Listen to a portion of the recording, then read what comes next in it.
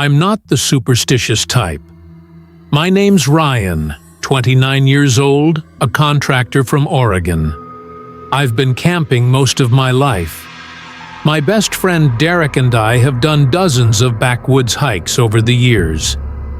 But what happened last October still keeps me up at night. Not because of what we saw, but because of what we didn't. We planned a weekend in the Siskiyou Mountains, just a quiet, remote 2-night trip. Not totally off the map, but far enough that you'd go hours without seeing another human being. We packed light, tent, water, food, a couple flashlights, and our usual gear. We hiked in on a crisp Friday afternoon. The trail was peaceful. Pines stretched tall and silent. No cell service, which was the point. About 3 miles in, we found a flat patch beside a small creek. Perfect spot to set up camp. That first night was calm. We sat around the fire, ate our pre-packed meals, and shared dumb stories from work. By 10, we crashed in the tent. Nothing unusual, just the wind through the trees and the distant hoot of an owl. But the second night, everything changed. Around 2:30 a.m., I woke up to the sound of low, guttural growling. Not a coyote, not a bear. Something about it sounded wrong, like it was trying to sound animal, but wasn't. Derek was already sitting up, flashlight in hand. "You hear that?" he whispered. I nodded. We froze, listening. The growling continued, but it didn't move. It sounded like it was circling the tent without actually moving. It was the strangest thing, as if it was just outside, but no footsteps, no leaves crunching, no breathing. Just that one continuous, vibrating growl. We stayed still for what felt like forever. Then it stopped. No sound, no wind, just dead silence. I wanted to unzip the tent and look, but something held me back. Something primal. Like whatever was out there was waiting for that. So we waited too, eyes wide, breaths held. Eventually, the birds started chirping, dawn breaking. When the sun came up, we stepped outside, expecting to see some sign, paw prints, broken branches, something. Nothing. The dirt around our tent was completely undisturbed. Not a single mark. That's when things got weird.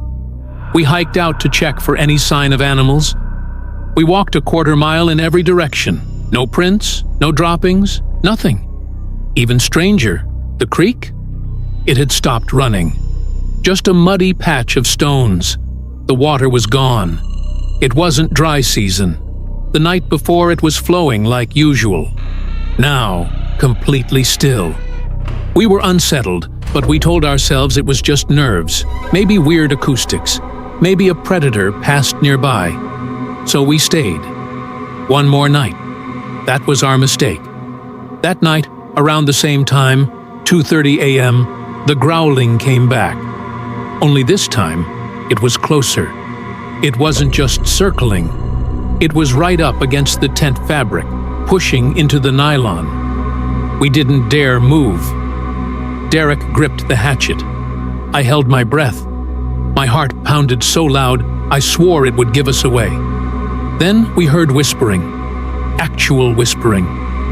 But not in English. Not in any language I've ever heard. Fast, breathy, raspy, like multiple voices arguing under their breath.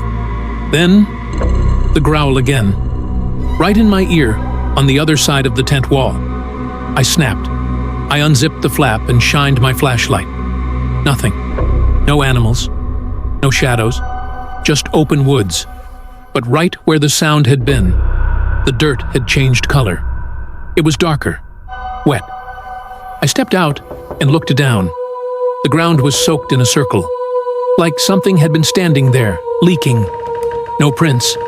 Just dark, cold earth. The smell? Rot. We didn't wait for daylight. We packed everything in 10 minutes and hiked out. Fast. No food, no water. Just our packs and flashlights. The growling started again, farther now, but following, echoing, always behind the trees, just out of sight. After 2 hours, we reached the truck. We drove in silence, too shaken to speak. When we finally stopped at a gas station, Derek noticed something on his pack. 4 perfect claw marks cut into the fabric, but they hadn't been there before. Worse, they were on the inside of the pack, between the sleeping bag and the food, on the part that sat against his back. We never figured out what it was. Rangers said there were no known predators that matched what we described. No recent bear activity, no cat sightings. And yet, people have gone missing in that area. Not hikers, just campers. Always in pairs. Always near the same trailhead. I haven't gone camping since. I don't expect you to believe me. I wouldn't either. But if you've ever camped deep in the woods and felt like something was watching, maybe it was. And if you hear growling outside your tent, don't unzip it. Whatever it is, it doesn't leave tracks.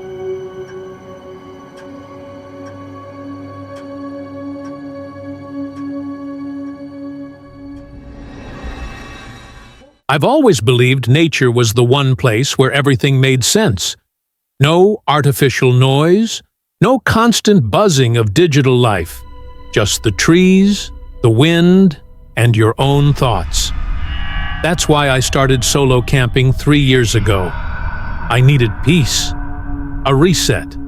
It was late October when I drove up to a remote part of the Catskill Mountains. Not a campground, an actual wilderness zone. No people, no signal. I parked at a dirt pull-off, slung my pack over my shoulder, and hiked 2 miles into dense forest. I chose a clearing near a slow-moving creek. Nothing but the gentle rustle of leaves, the occasional bird call. It was perfect. The first night passed like any other. I cooked dinner on a small stove, made some tea, and read under the soft beam of my headlamp.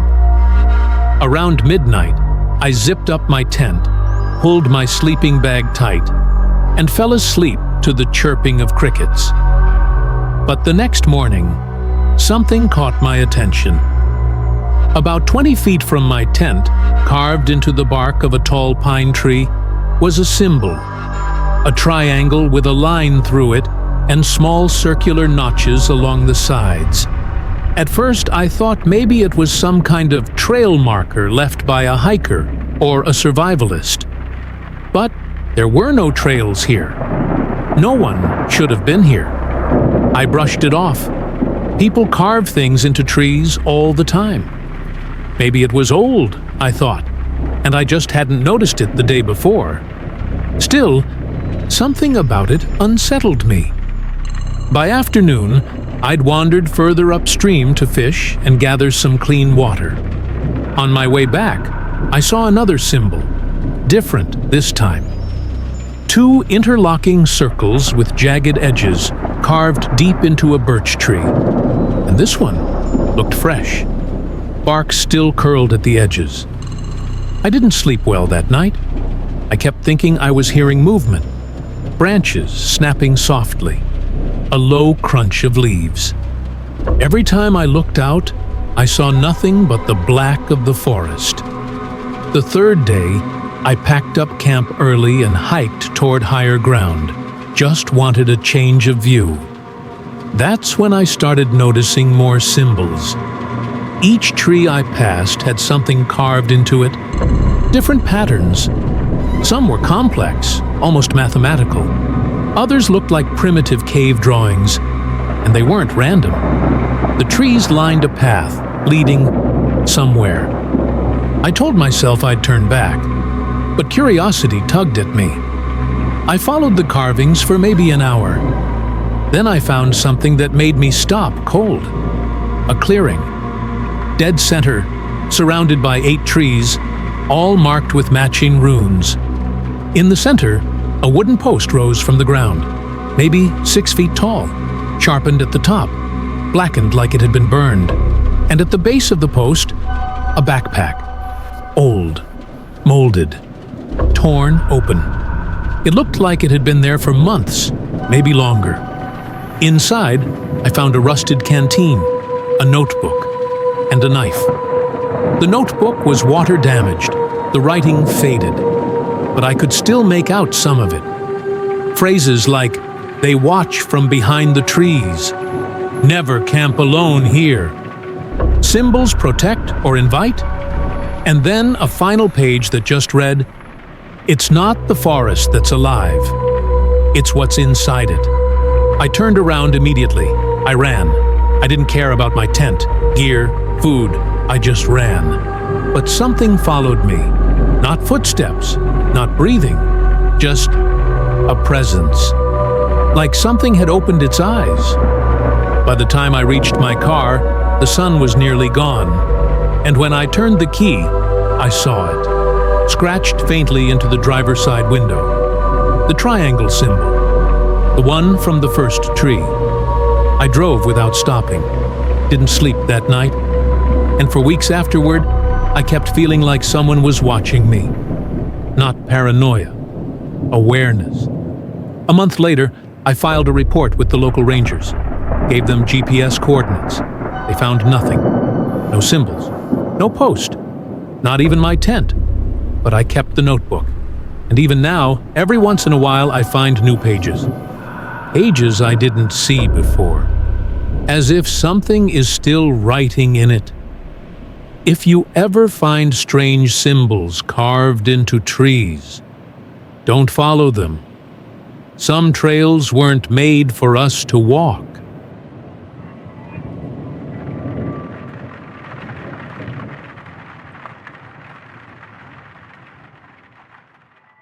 It was a crisp autumn day, with leaves crunching underfoot and a chill in the air that made every breath visible. 12-year-old Jake was excited to explore the Appalachian Trail with his family, his parents, and older sister. The forest was alive with color, and Jake's curiosity pulled him away from the group. Ignoring the repeated warnings to stay on the marked trail, Jake wandered off after hearing the gentle babble of a distant stream. At first, it was thrilling. The sound led him to a hidden spot where the water sparkled through a break in the trees. But as the sun began to lower, Jake realized he'd lost his way. Panic started to set in. The forest grew darker, the shadows stretching longer. Jake tried to backtrack, but the trees all looked the same, dense, towering, and impenetrable. The trail markers were nowhere to be found. As darkness fell, Jake's small flashlight became his only companion. The temperature dropped sharply, and an eerie silence settled over the woods. No birds, no animals, just the rustle of leaves and the distant howl of a coyote. Then, through the dense undergrowth, he saw it. An old cabin, almost hidden beneath moss and vines, like it had been forgotten by time itself. The door was cracked open, creaking softly as a cold breeze seeped out. Inside, the air was thick with dust and something metallic. The faint smell of old blood mixed with damp wood. The faint beam of Jake's flashlight revealed faded wallpaper, a rickety table covered in strange symbols carved into the wood. Suddenly, a figure emerged from the shadows. A man, gaunt and pale, with eyes that seemed too dark, watching Jake with unsettling calm. He didn't speak at first, only gestured for silence. Jake's fear battled with curiosity as the man whispered stories about the forest. Tales of people who disappeared without a trace, warnings about the ancient secrets buried beneath the trees. His voice was both hypnotic and chilling. Hours passed. The cabin seemed to close in around Jake. Time blurred as the man's stories grew darker, revealing truths that no one else knew. The man spoke of a curse, tied to the land, and of a fate that awaited those who wandered too far. Finally, the man stood, pointing toward the door. Jake didn't hesitate this time. He ran into the night, guided by an instinct older than fear. When rescue teams found Jake at dawn, exhausted and trembling, he told them everything. But when they returned to the cabin's location, they found nothing, only an empty clearing, as if the cabin had vanished into thin air. Jake's life changed after that day. He became quieter, more withdrawn, haunted by the man's stories and the cabin that wasn't supposed to exist. Sometimes, on cold autumn nights, he hears whispers carried on the wind, a reminder that some secrets in the woods are better left buried.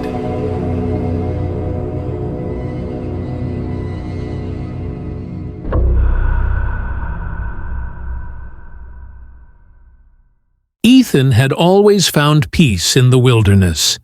The hum of city life felt like a distant memory when he was among towering pines and endless trails.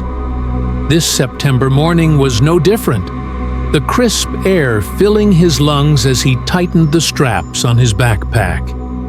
He'd chosen a remote trail deep in the Pacific Northwest, far from crowded campsites and crowded mines. For Ethan, this trip was more than a getaway. It was a chance to prove to himself he could survive on his own, without the distractions of modern life. He carefully studied his maps, noting that the area was known for its thick forests and little foot traffic. As he set off, the forest seemed to welcome him with an almost tangible hush. Day one passed with the expected solitude. The sound of his footsteps crunching on leaves and the occasional bird call were his only companions. As he neared a small, hidden lake late that afternoon, he decided to set up camp near its shore. The water was still, reflecting the fiery hues of the setting sun. But something about the lake felt odd, unnaturally still, as if holding its breath. The moment Ethan started unpacking, his dog Shadow, alert and attentive, suddenly stiffened. He followed Shadow's gaze to a nearby tree where strange symbols were carved into the bark. At first glance, the etchings looked like random scratches, but the more Ethan studied them, the more deliberate and intricate they seemed. No trail markers he knew resembled these strange patterns. Night fell, and the forest plunged into darkness. Ethan sat by his small campfire, trying to shake off the growing unease. The wind whispered softly through the trees, but soon the whispers seemed to transform. Almost voices carried faintly on the breeze. Shadow growled low, fixated on the tree line where shadows shifted unnaturally. Ethan tried to convince himself it was the wind or his imagination playing tricks. But the whispers returned that night, clear enough to make his skin crawl, repeating indecipherable words with an urgent cadence. Sleep was elusive. Every crack of a branch, every rustle of leaves kept him on edge. By morning, Ethan was exhausted. He set out to explore, hoping daylight would dispel the creeping dread. But as he walked deeper into the forest, the strange symbols appeared on more trees, even some fallen logs. They formed patterns, winding and complex, unlike anything he'd ever seen.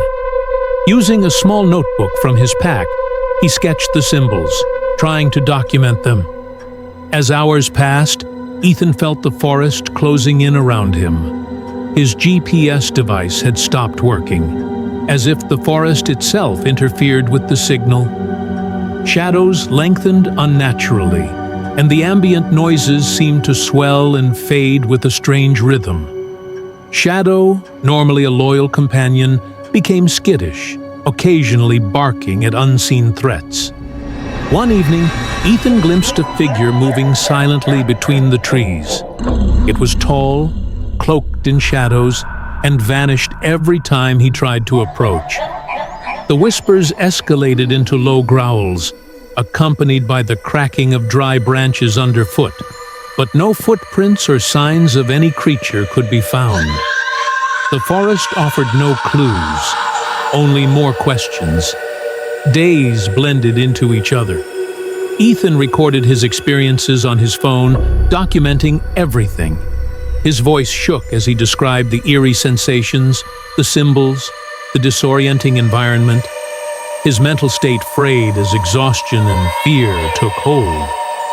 Then came the discovery of an old cabin hidden deep in the woods, camouflaged by vines and moss. Inside, walls were covered with the same cryptic symbols Ethan had been finding, and faded photographs of missing hikers pinned to a wooden board.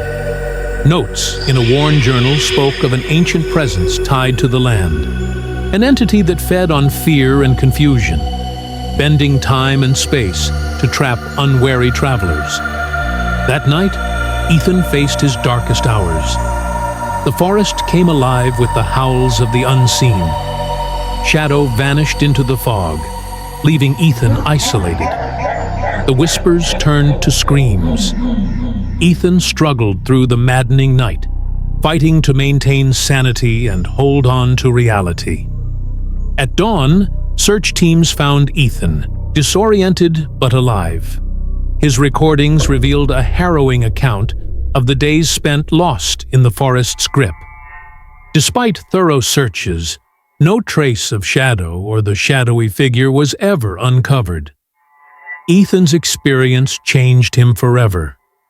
He never returned to the woods, but shared his story as a warning, reminding everyone that beneath the beauty of nature, some mysteries are best left undisturbed. The forest remains silent and watching, its secrets buried deep beneath the canopy, waiting for the next traveler to hear the whispers in the pines.